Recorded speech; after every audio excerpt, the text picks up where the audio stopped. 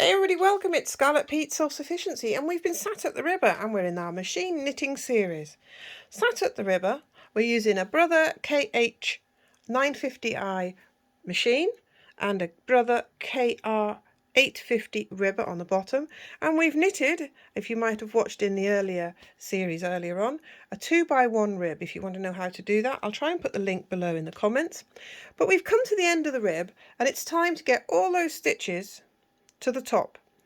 We have discussed one way in the previous video of how to use the double-eyed transfer tool and to take those stitches up to the top, but I'd like to do things a little bit quicker than that, especially if you're doing this all day. We're going to use a brand new, unboxed, never been out of its box, just the box has got a bit tatty, transfer carriage, and that is, there we go, the model KA8300. This machine is an absolute godsend. It is simple to use and it moves the stitches from top to bottom. But because we're using a 2x1 rib, there's a little bit of a difference on how to do it. First of all, we want to make the last row that we've knitted easy for that carriage to manipulate the stitches. So we're on 1-1 and I'm going to put it onto tension dial 4-4, and we're going to knit one row as we were. That's the only thing we've changed, to make it so that those stitches are more movable.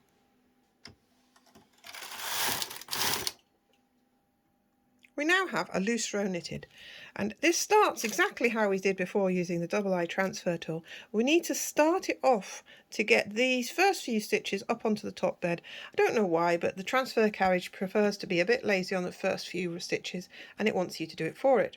So what are we going to do to set it up anyhow for the transfer carriage? It's set to H and it's on number 5, but we need to give it a bit of a wiggle to stretch these stitches. So we're going to rack 1, 2 to the left, 1, 2 to the right, back again another 2, and then back. So we end up 5. So it's 1 or 2 that way, 1 or 2 back to be back at centre, 1 or 2 to the side, and 1 or 2 back. As long as we end up at 5, we stretch the stitches a bit and we've not broken any stitches. Now the edge stitches here are always a bit looser when you've knitted a rib, than the centre ones. Those are dead tight. Maybe that's why we need to transfer these edge stitches by hand. Lily, can you hold the camera? If I must. You must. So we're going to take these first stitches, we're going to take them off from the bottom, put them onto the transfer bodkin, lift it up onto the top. So we're going to put that on the second one of the 2 here. And we're going to put the second next needle from the bottom into the gap. So it's... Oh, your hand's in the way. Your hand's in the way. One on the top.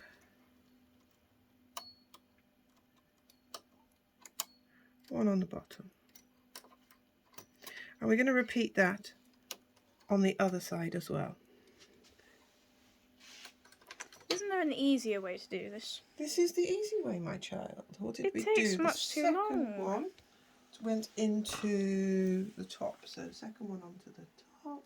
The first. Am I meant to be filming this over here? Are you filming? I am filming. That's good. Keep filming, my child. Well, I can't see anything. It's interesting, isn't it, seeing the back of my hand? Yeah. Thought the customers would like that. Shall I move over there? No, that's it. I've done now, child. Right, so we're done. Now we need to use, you can pause a minute while I look for it's amazing, things are in the right place sometimes. We're going to use this. We're going to transfer with the carriage. So we're going to show the carriage. Unbox the carriage. Oh, I don't even know if it's perfect. Let's get it out. It's even got the original polystyrene. How old's the polystyrene? About 20 years. It's got the original plastic still on the handle. Oh, it has been used. Right. This only has one moving part on here. It has a moving part underneath, the cogs, but I'm on about a thing that you need to select. So this goes up and down. This, if in the upper position, will be selective, and I'm feeling selective today. We are going to select the first set of these 2 stitches. Can you see that? Are we doing it arty-farty zoom in? So we have 2. It cannot transfer 2 side by side, so we need to transfer the first set. So carefully manipulated Oh, that looks all pretty. the way along. Is that a pretty arty-farty shove? It is indeed. All the way along, the first of those two, not going past the latch. If we go past the latch, we have gone too far. Just manipulate it a little bit. Yes, that is. Have I gone past any here? No, we are fine. Right. That one's a bit wonky now. Call my knitting wonky. So I want that to go onto that there stitch. So let's see. Let's see. How much does it say? Where's the 2x1 on here?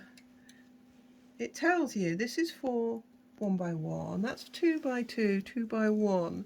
So we set the carriage. It says here, look, we do one tight, one loose row. We rack and wobble. We stick up the one we selected, which we've done, and we bring back out of work all of these empty ones uphill. Sorry, my legs are painful. Stop moaning. This video is not about you, child.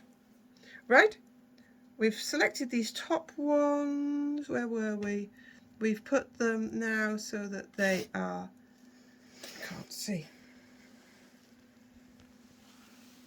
Fiddled with the racking. We put the arm up. We transferred the first few. We selected some.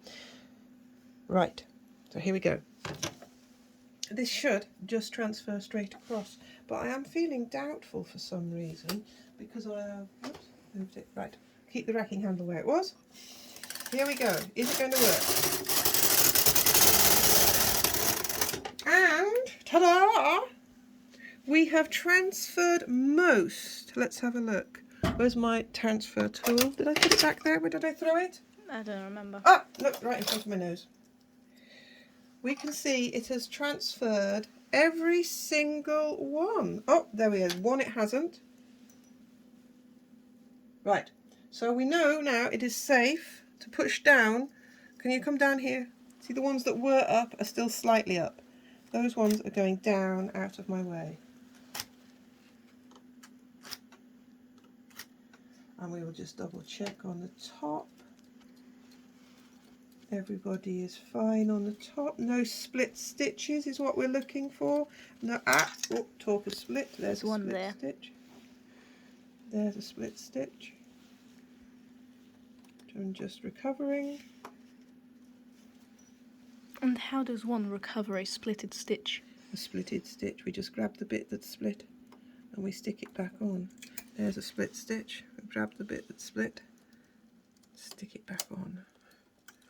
Oop, and don't wear a knitted jumper like that, otherwise you get stuck. Right, so we now have to deal with this one here that didn't transfer.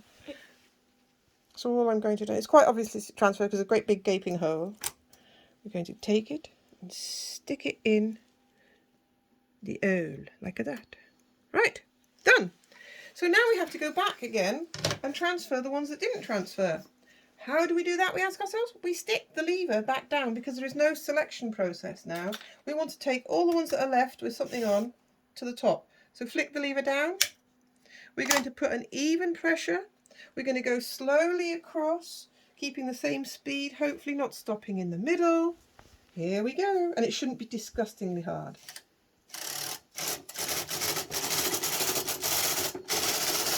It will be a little bit jerky. That wasn't smooth in the slightest, was it? But the movement is smooth. Right, let's see. Come along here. Can we spot some that didn't transfer? There's one didn't transfer. Two didn't transfer. That one didn't. That one didn't. Oh, quite a few in the middle didn't transfer. Oh, that one did. Right, let me transfer these all over by hand now.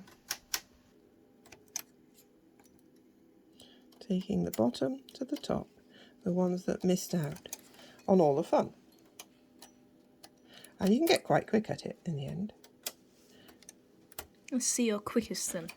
You want to see my quickest? Yeah. Ready, hang on. Speed knitting. Ready, steady, whoa! Two, just like that. It's still For very some slow, reason, isn't it might be because I left on the weights. That is the problem.